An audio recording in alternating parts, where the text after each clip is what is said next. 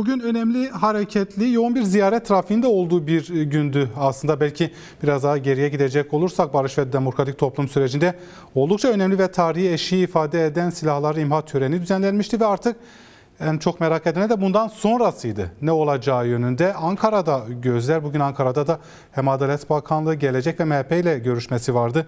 İmralı heyetinin bundan sonrası için neler söylemek istersiniz? Gündemde mecliste bir komisyon kurulması da var. Evet, yani kamuoyunun da bildiği üzere 9 Temmuz'da Sayın Öcalan'ın video görüntülü tarihi çağrısından sonra 11 Temmuz'da da belki Kürdistan, Türkiye, Orta Doğu açısından yani bir dönemin, yeni bir dönemin, yeni bir çağın başlangıcı olarak adedebileceğimiz bir merasim gerçekleşti. O merasimde de hani çok sayıda mesajlar vardı. O mesajlardan biri de en önemli belki de mesajlardan biri de stratejik olarak barış ve demokratik siyasetin esas alınacağı ifade edilmişti. Ancak demokratik mücadelenin önündeki engellerin aşılması, demokratik siyasetin koşullarının oluşturulması için de hukuksal zemine ihtiyaç olduğu, bu anlamda çok sayıda reformun yapılması gerektiği ifade edilmişti. Tam da aslında bu kapsamda yani partimizde bugün belki de bundan sonraki aşamada yani hukuksal reformlar, hukuksal zeminin sağlam tutulması, hukuksal zeminde atılması gereken adımların konuşulması babında da Adalet Bakanlığı'yla görüşme gerçekleşti. Bundan sonraki belki birçok meselenin adresi olarak da hani tanımlayabileceğimiz adres Adalet Bakanlığı. Dolayısıyla heyetimiz bugün Adalet Bakanlığı bir görüşme gerçekleştirdi. Bundan sonraki aşama komisyon yol haritası bağlamında da hani bir görüşmeydi. Kuşkusuz tabii MHP ile de görüşüldü. Gelecek Partisi ile de görüşüldü. Perşembe günü yine yani CHP ile bir görüşme gerçekleşecek. Yine Sayın Öcalan'la İmralı'da bir görüşme gerçekleşecek. Belki önümüzdeki haftalarda yakın bir tarihte de olabilir. Günü henüz belli değil ama partimizden bir heyet yani MYK'dan oluşan bir heyetin de Sayın Öcalan'la gerçekleşmesi söz konusu olacak. Ama yani bu aşamada özellikle önem atfettiğimiz konulardan biri de komisyonun en kısa süre içerisinde oluşturulması. 17'sinden sonra komisyonun oluşmasını bekliyoruz. Komisyon oluştuktan sonra geleceğiz. Çokça merak edilen bir noktaya da işaret ettiniz. Aslında daha önce parti sözcüğünüz de açıklanmıştı. DEM Parti'den MYK'dan bir heyetin Önder Apo'yla görüşeceği, İmralı'ya gideceği yönünde bilgisi vardı. Dün gerçekleşen MYK toplantısında bu heyetin de saptanacağı, belirleneceği de yansıdı basına. Bu konuda herhangi bir gelişme var mı şu ana kadar?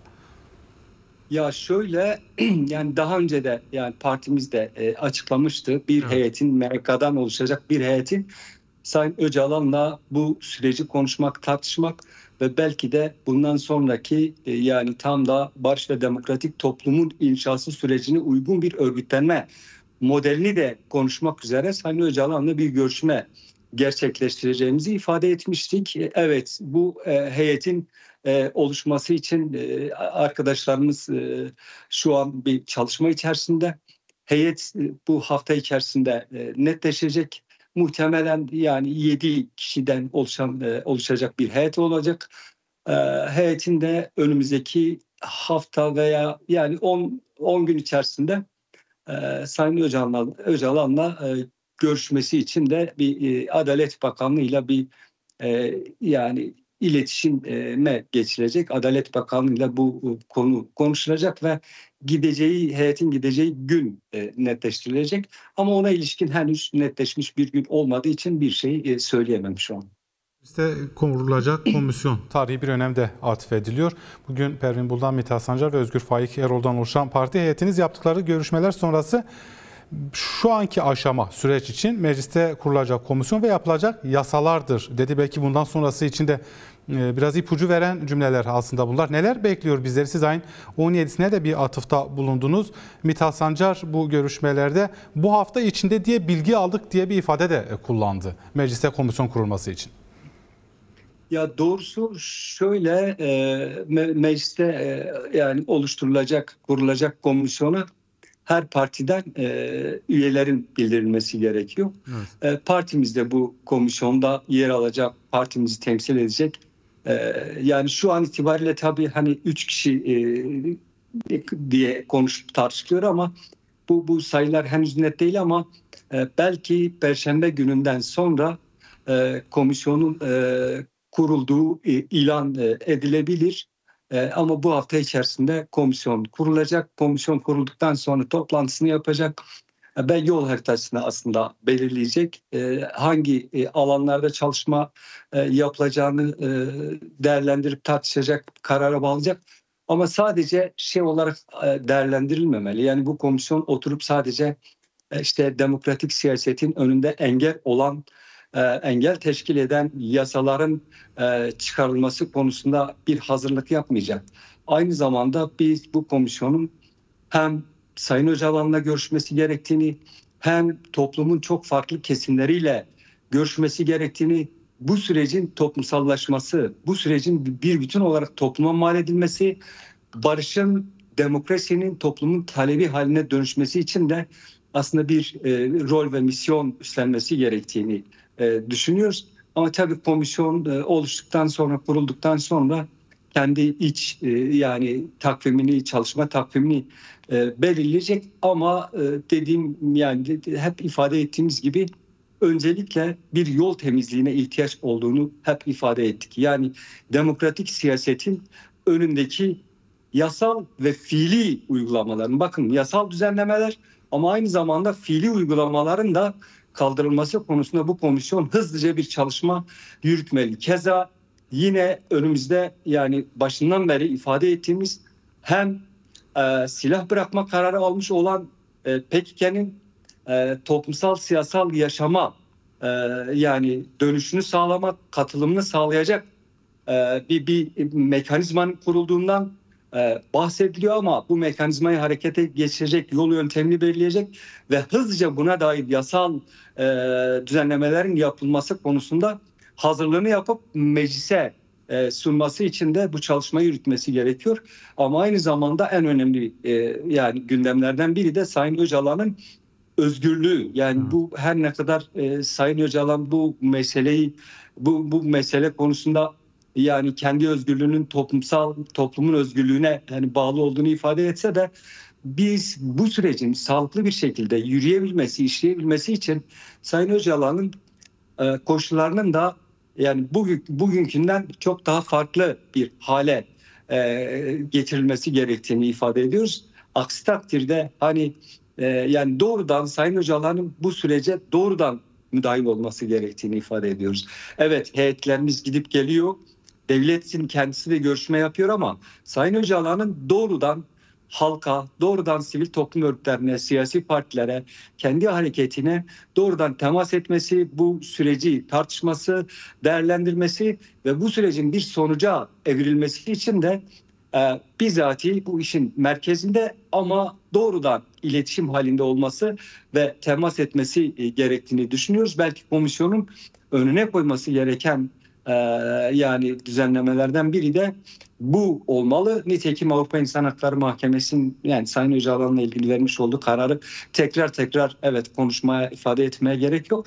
Ama yani tıpkı Selahattin Demirtaş, Figen Yüksekdağ'la ilgili Avrupa İnsan Hakları Mahkemesi'nin vermiş olduğu karar var.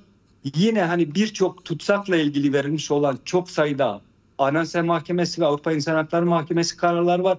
Bütün bu kararların da aslında değerlendirileceği, bir an önce gereğinin yerine getirilmesi için de bu komisyonun kısa süre içerisinde önüne bir hedef olarak koyması gerektiğini düşünüyoruz. Elbette önemli bir aşama olacak komisyonun çalışmalarına başlayacak olması. Hayati bir önem de atfediliyor bir yandan. Bununla bağlantılı olarak aslında şunu da sormak isterim. Belki son 3-4 dakikamız kaldı ancak toplumda öyle bir ruh halde bir tehlike yaratmaz mı? Bir komisyon var, çalışıyor, kimi gelişmeler yaşandı ya da yaşanacak gibi bir beklentili ruh halde tehlikeli bir durumu ifade etmez mi? Aslında takip ederken pür dikkat takip ettiğini halkın, toplumun görebiliyoruz. Sizlerin partinizin de çok yoğun buluşmaları var. Nasıl bir atmosfer hakim ve nasıl bir tutum içerisinde olunmalı? Ya şunu biz yani şu an halen devam eden, uzun bir süredir başlamış olan ve halen devam eden halk toplantılarında da aslında bu yani bu algıyı, bu psikolojiyi çok net olarak görüyor ve tespit ediyoruz. Bunun aslında doğru olmadığını da yani ifade edebiliriz. Beklentili ruh halinden çıkmamız gerektiğini, bütün sivil toplum örgütlerinin, bütün işte halkımızın, siyasi partilerin nasılsa bir süreç var. Bakalım, görelim nasıl seyredecek. Ruh halinden kesinlikle çıkmamız gerekiyor. Mesela dün MYK'da yapmış olduğumuz toplantıda bu meseleyi konuşup tartıştık ve şu yani 2 aylık bir eylem etkinlik kampanyası, eylem etkinlik takvimi oluşturmak üzere ayrıca hani bir toplandık. Ayrı bir komisyon olarak toplandık ve biz bir yandan bu süreç devam edebilir, devam etmelidir. Evet ama demokratik mücadele bundan bağımsız olarak da hatta bunu bütünleyen, destek veren bir yerden devam etmek durumunda. Cezaevinde onlarca sorun hak ihlali devam ediyorken bizim bu süreci beklememizin bir manasının olmadığını buradan söyleyebilirim. Bu çok doğru bir tutum değil. Bizim hem parti olarak hem sivil toplum örgütleri toplumun bütün dinamiklerine çağrımızdır. Biz evet yerimize oturarak bu süreci bekleyerek bekleyen beklentili ruh hali içerisinde durarak biz bu sürece aslında zarar veriyoruz. Bu sürecin ilerlemesini sağlamak, bu sürece güç vermek, Sayın Öcalan'a güç vermek, demokrasi mücadelesine güç vermek için bizim olabildiğince demokrasi mücadelesini hayatın her alanında yürütmemiz gerekiyor. Yani köyde, sokakta, kentte, ekoloji mücadelesinde, cezaevlerine dönük mücadelede yani hiçbir şekilde duraksamaksızın Evet. bu mücadeleyi de yürütmemiz gerekiyor. Hiç kimse şunu hani çok iyi bilelim, yerimizde durarak demokrasi inşa edilemez, bu ülkeye demokrasi gelmez, hukuk devleti tesis edilmez, demokratik mücadelenin koşulları oluşmaz. Bütün bunlar yani ta şeyde de ifade edildiği gibi evet mücadele durmadı. Mücadele bitmedi. Mücadelenin yol yöntemi değişti. Evet. Tam da mücadelenin değişen yol yöntemlerinin gereği olarak demokratik mücadelenin en üst her zamankinden daha fazla verilebileceği bir dönemlerden geçiyoruz.